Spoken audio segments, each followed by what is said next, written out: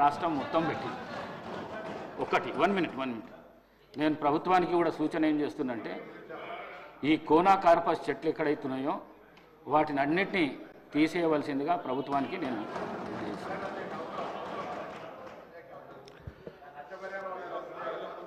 Sir అది 270 కోట్ల మొక్కల్లో అనేక రకాల మొక్కలు ఉన్నాయి సార్. దాంట్లో మీరు చెప్పింది ఉంటే వెరిఫై చేసుకోండి, వెరిఫై చేపియండి సార్. సార్ అట్లనే వెరిఫై చేపియండి సార్. 1 మినిట్ ఒక్క నిమిషం 1 మినిట్ మీరు ఏ రోడ్డు చూడండి, ఏ ఊరు చూడండి. అయితే నేను చెప్పినాను సార్, అదే చెప్తున్నాను సార్. 7% గ్రీన్ కవరేజ్ పెరిగింది అని చెప్పినాం కదా సార్, అది లెక్కల్లో ఉన్నది.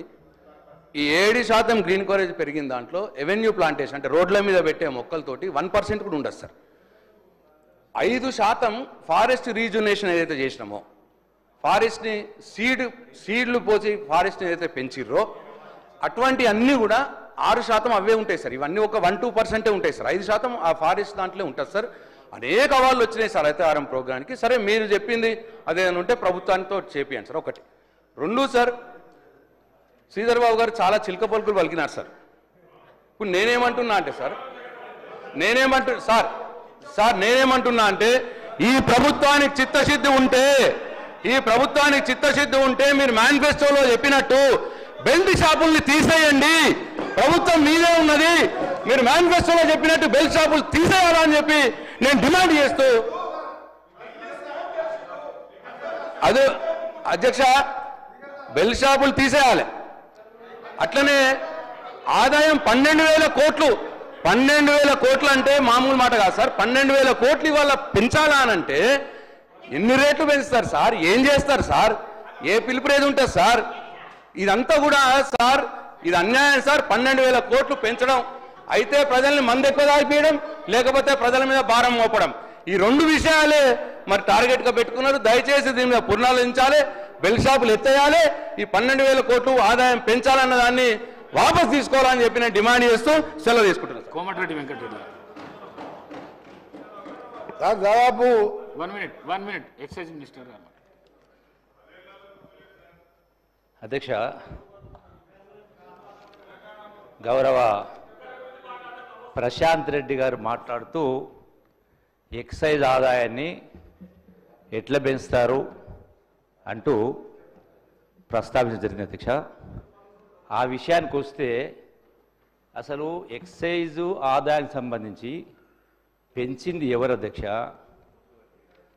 2014 జూన్ 2 తెలంగాణ రాష్ట్రం ఏర్పడ్డ సందర్భంలో తెలంగాణ రాష్ట్రానికి వచ్చినటువంటి ఎక్సైజ్ ఆదాయం ఆనాడు వస్తున్న ఆదాయం సుమారుగా 9,000 కోట్ల అధ్యక్ష. సుమారుగా అదే 2023 డిసెంబర్ 6 నాటికి వాళ్ళ ప్రభుత్వ పరిపాలన దిగిపోయే నాటికి మొత్తం ఆదాయము 34,000 కోట్ల అధ్యక్ష. అంటే 9,000 నుంచి 35,000 కోట్ల రూపాయలు ఎక్సైజ్ ఆదాయం అంటే అధ్యక్ష వాస్తవాలు వినాల. 25,000 కోట్ల రూపాయల ఆదాయం పెంచింది ఎవరు? నెంబర్ 1. రెండవది, వారు మాట్లాడుతున్నారు, నేను ఇక్కడ లేను కాబట్టి అయినా కూడా ఏదైతే 12,000 కోట్ల రూపాయలు ఎట్లా పెంచుతామన్నారు అధ్యక్ష, వాళ్ళు దిగిపోయే నాటికి వాళ్ళు ప్రపోజ్ చేసినటువంటిది 39,000 కోట్ల రూపాయలు వాళ్ళు చూపించారు. దానిపైన 3% 4% యాడ్ చేయడం జరిగింది. అంటే 4,000 రూపీస్, 4,000 crores. అంటే మీరే ప్రపోజ్ చేసిర్రు. 12,000 కోట్లలో 9,000 కోట్లు 34,000 ఆదాయం రాంగా, 34 కోట్ల ఆదాయం రాంగా మళ్ళీ 9,000 కోట్లు పెంచుతామని మీరు ప్రపోజ్ చేసినటువంటి బడ్జెట్ ఎస్టిమేషన్లో ఉండింది. దానిపైన ఓన్లీ 4,000 crores చూపించడం జరిగింది. రెండవది అధ్యక్ష, ఇవన్నీ ఎట్లా పెరిగినాయి? ఎందుకు పెంచినరు? ఎవరి రాష్ట్రాన్ని ఈ స్థాయికి తీసుకొచ్చింది? ఎవరి ఇటువంటి అలవాట్లు నేర్పింది? అధ్యక్ష రెండవది అధ్యక్ష, మరి వాస్తవ పరిస్థితి ఉంటే ఈ ప్రభుత్వం వచ్చిన తర్వాత మీరు పన్నులు పెంచుతూ ఆదాయం పెంచారు. ఈ ప్రభుత్వం వచ్చినటువంటి 13-14 మాసాల్లో 1% కూడా పన్ను ట్యాక్స్ పెంచలేదు. రెండవది, మీరు చెప్పిన లెక్క ప్రకారం చూస్తే అధ్యక్ష, మరి 10 సంవత్సరాల కాలంలో 9,000 కోట్లది 34,000 కోట్లు, 25,000 కోట్లు, అంటే ఆల్మోస్ట్ 400%, సబ్జెక్టు కరెక్షన్, ఆల్మోస్ట్ 400%. 10 సంవత్సరాలు 400% అంటే సంవత్సరానికి ఎంత అధ్యక్ష? 40%. మీరు చూపించినటువంటి 34,000 కోట్లలో ఈ ప్రభుత్వం మీ లెక్క ప్రకారం పెంచాలంటే మరి 34,000 కోట్లు 40% ఎంత అధ్యక్ష? ఎంత అధ్యక్ష? ఆల్మోస్ట్ 15,000 కోట్ల రూపాయలు. అంటే 35, 18, 50,000 కోట్లు కావాలి. ఆదాయం యాక్చువల్గా ఈ ప్రభుత్వం వచ్చిన తర్వాత పెంచలేదు, పెరగలేదు, ఇంకా కొంత తగ్గింది.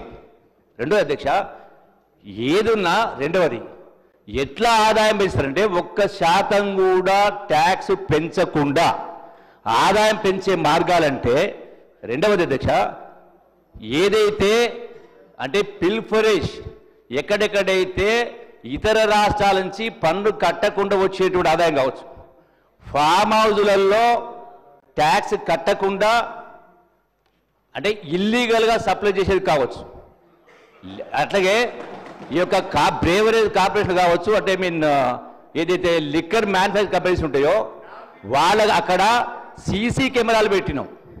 ఆ సీసీ కెమెరాలను ఏదైతే పోలీస్ కమాండ్ కంట్రోల్ సెంటర్కు అనుసంధానం చేసినాం. దాంతో పాటుగా ఎనర్జీ ఎంత కాల్సింది, అంటే పవర్ కన్సంప్షన్ ఎంత అయింది, యాక్చువల్ ఫ్యాక్టరీ ఎస్టాబ్లిష్మెంట్ కెపాసిటీ ఎంత, అంటే ఇల్లీగల్ అయిందా, అంటే వీటి ద్వారా టోటల్గా అట్లాగే చెక్ పోస్ట్ బలోపేతం చేయడం, ఇవన్నీ కూడా చేసే ద్వారా ₹1 పెంచకుండా, ఇవన్నీ చేయకుండా ఆదాయం అనేది పిల్ఫరేజ్ను అరికట్టే దానిలో భాగంగా ప్రభుత్వానికి ఆదాయం పెరగవచ్చు. కానీ మీ లెక్క ప్రభుత్వ ఆదాయం పెంచడం కోసం 400% ట్యాక్స్లు పెంచింది. మాట్లాడితే అర్థం ఉండాలి. ఉల్టా చోర్ కొత్వాలు కూడా అంటేనట్టుగా దొంగ అరిసినట్టుగా మాట్లాడితే ఏమో న్యాయం ఉంది అధ్యక్ష? ఇదే కాదు, ఏ అంశంలో కూడా వాస్తవాలు ఒకటి ఉంటా ఉన్నాయి, ప్రచారం ఇంకోటి చేస్తూ ఉన్నారు. ఇది దుర్మార్గమైనటువంటిది.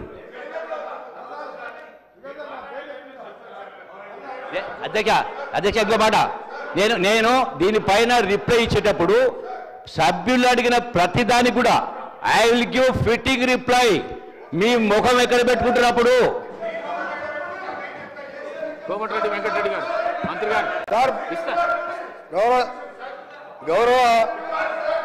గౌరవ సభ్యులు అవకాశం ఇస్తా సార్, మీరు నాకు అవకాశం ఇచ్చింది మరి తర్వాత దీన్ని క్లారిఫై. సార్, గౌరవ సభ్యులు ప్రశాంత్ రెడ్డి గారు అధికారం పోయి సంవత్సరం అయిందో లేదో ఒక కొత్తగా ఎమ్మెల్యే అయినట్టు 10 ఏళ్ళు అధికారంలో ఉండి ప్రశాంత్